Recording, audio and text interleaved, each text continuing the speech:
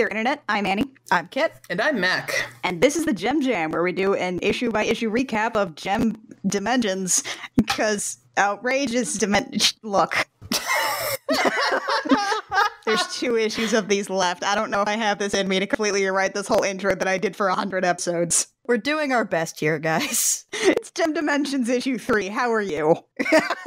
Hi, everybody. We're reviewing comics. That's what we're doing. That's what we do now. For as long as they continue to exist, which is admittedly not long. Yeah, so let's do some housekeeping before we get into this, because we do have a couple things to talk about before we start talking about this issue in particular. First off, there is no Gem Dimensions after Gem Dimensions 4, as far as we know. Right now, this is kind of the finish line. Yeah, and it's weird because everybody seemed to be under the impression that Dimensions was an ongoing, and then IDW says, no, it was always going to be a miniseries, which means one of 2 things. Either IDW is really bad at messaging to the fan base which series are ongoing and which series are limited, or it was actually supposed to be ongoing. They canceled it, and then they didn't want to admit that they canceled it, so they were like, oh, it was always going to be a miniseries. Because they did the same thing with Misfits. Everyone thought Misfits was going to be an ongoing, and then they were like, no, it's a miniseries. You didn't hear? At least I am happy to say that it was probably IDW thought they were going to continue, and then they decided to stop, but they wanted to put a spin on it and act like they knew all along. It's in very poor taste to cancel comic lines these days. There's a big thing in the industry right now where comics are getting canceled way too early, and every time a series gets canceled, everybody gets really exhausted with it. So canceling a comic is now really bad PR. Mm-hmm. Yeah, and so they're probably just kind of trying to gently step around that, but there's no way to gently do that. Guys, the comics industry is crap. Don't write funny books, kids. What our game plan is that we're going to cover as much Gem as there is after there's not. This series is going to go on even more hiatus than it was before for Gem Jam. Because, there's not really much we can do if there's no thing out there. Yeah, we'll cover what there is. None of us are into dolls, so we probably won't get into that. I would be into dolls, but I live in a very small apartment. Yeah, there is that. We still have some choose your own adventure books we might do at some point, but don't expect anything coming after this on a regular basis from Gem Jam. Now, that does not mean, however, that we are going away. Far from it.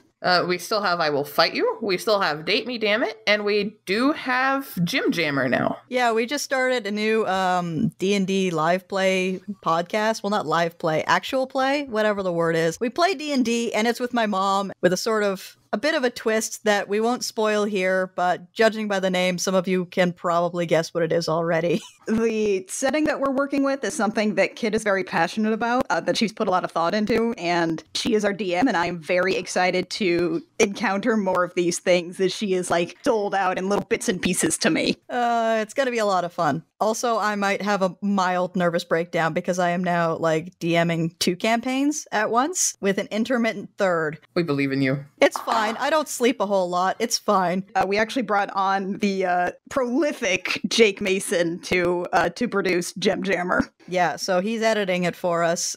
He's being a very good sport about that. We are paying him. If you support our Patreon, we'll be able to pay him more. So if you want to support the people that we have horrifically roped into our stupid projects, please support us on patreon.com/thegempjam. That was the worst ad I've ever done in my life. I think it was a very honest ad, and that's what matters here. That's all our new business. Now on to the outrageous business. Can I just say that I don't remember what happened in this comic at all? Well, you'll find out. Why don't we tell Mackenzie what happened? With Gem Dimensions issue 3, we have 2 stories this issue. Our first one is called Shooting Stars by writer and artist Nicole Goo. And our colorist is Rebecca Nolte. If I have screwed that one up, then that's just deeply ironic. Shooting Stars has not said any explicit time, but hopefully it's after Dark Gem. It's after the Gothening. And then Haunted is set during the Misfits arc, which means that this is definitely while the Misfits have a reality show, but before they've announced their new label, we assume. We have writer Sam Maggs, artist Rachel Stott, and colorist Marissa Louise are all bringing us Haunted, which I don't know about you guys, but I just keep hearing that song from Trick or Tat Crack. We'll get to that. Side note, Sam Maggs is currently Edmonton-based. She is a writer for BioWare. Nice. Me and my 3 Garruses are invested in that statement. Unfortunately, I think she's on Anthem. Look, BioWare is the house that Garrus built for me. And with all that out of the way, let's get into our first story, Shooting Stars. Which is the Starlight Girls, who seem to have recovered well from their gothening. We are not talking about Dark Gem. Rhea is here, but we are not talking about Dark Gem. It's fine. It's fine. They're fine. Everyone's fine. Right, because we're band practice for the Starlight Girls. And they're all adorable. That's really what matters. Do these girls ever wonder what Jerrica is? Like, Jerrica just stopped coming to the rehearsals, but Jem started showing up. I think they know. I think they figured it out a while ago, and they're just being polite about it. So we start with the end of a band practice, and the holograms are like, we are tired of listening to children, we need to leave. I'm sure they're very, very good for a bunch of children. The Starlight Girls want to keep practicing, and Kimber's like, nope, I've got a date, bye. Like, they try to razz her about it, like, ooh, Stormer? She's like, yes. Yes, with her steady girlfriend that she has. It would be weird if it wasn't with Stormer. After the holograms leave, Ash is like, we're ready! We're ready! We're ready! I have an idea. And everybody else is just kind of staring at her blankly. Right, for what? We're going to play a show tonight, says Ash. At one point, Chrissy points out they'll never let in a group of kids. And then Bonnie, the 8-year-old, says, we can do it, let's go!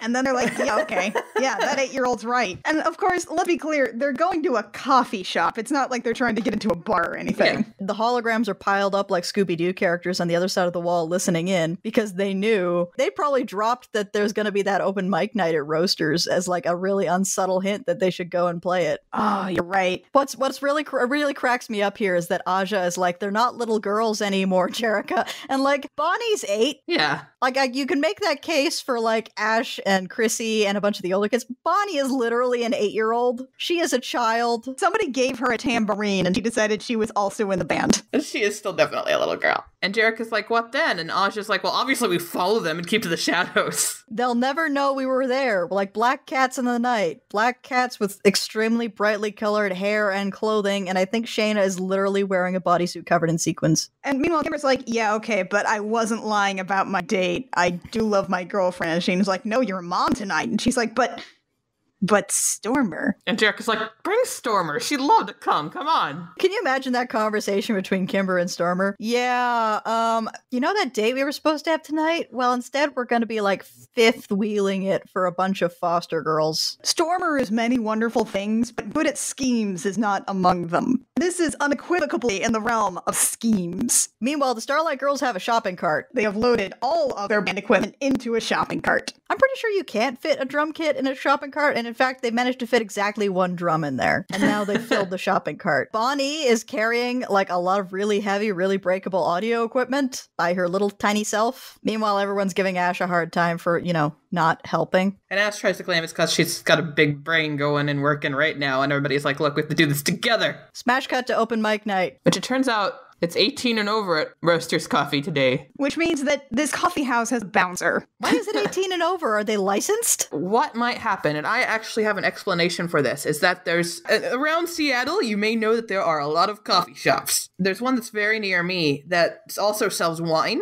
and on specific nights they become 18 and over because they do a wine and coffee night. So the bouncer gently shoos away these children. Shoo, little chickadees. The children are like, I don't know what to do. We'll have to figure out a way to get in. I don't know if this is going to work. And as the girls are feeling kind of sad about this, Aja ducks up and goes, hey, is that your truck in the back? I'd be super bad if someone smashed my bumper like that. Hey, by the way, can we talk about how, like, since she talked about Cats in the Night, Aja has been making, like, sneaky hands? Also, like, this is apparently the third time this week this guy's bumper has been smashed. I feel like you just put this man under very unnecessary stress. Yeah. Also, who keeps smashing his bumper? The Misfits, because they're trying to get them to go to the Mirage Garage. Anyway, Jerrica turns into the bouncer, and then when the Starlight Girls come back, saying, hey, we'll prove that we're good enough for the thing, as if that's the problem, Jerrica, as the fake bouncer, is like, I've had a change of heart. I realized it's important for young people to have opportunities so they can grow. The fact that this is a licensed event has no bearing on this whatsoever. And not even the Starlight Girls buy it. Okay. Yeah, it's this log panel of all of them just, okay. And they come into the coffee house where they have a very nice stage for open mic night. And we have this nice montage of them listening to all these different bands and performers. They're all like, what if we just went home forever? We can't compete with this. Bye.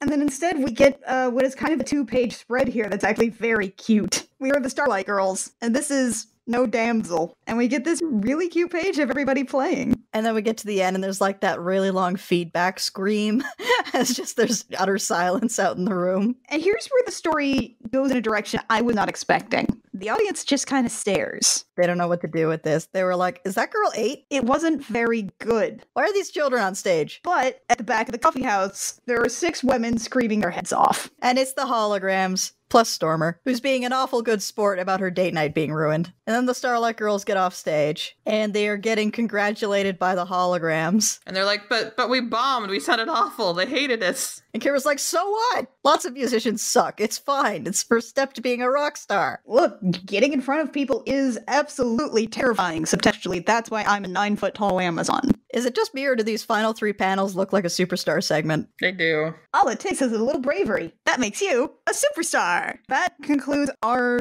hashtag Starlight Girls 2K18. We're no longer worried about the Starlight Girls. They're fine. Everything's fine. Everything's fine. Ray is here. That means it's after dark, Gem. Everything's fine. We're fine. Spirit Stalkers! So we are now moving on to our next story, Haunted, in which both of these teams of the Holograms and the Misfits are starring on Spirit Stalkers. Which I'm guessing is just Ghost Hunters. Yeah. It's Ghost Hunters run through a thesaurus. Hey, did we ever get into where Shayna is? I forget. They said something along the lines of how she's got a costuming gig for JEM this weekend, which is a weird sentence that I don't...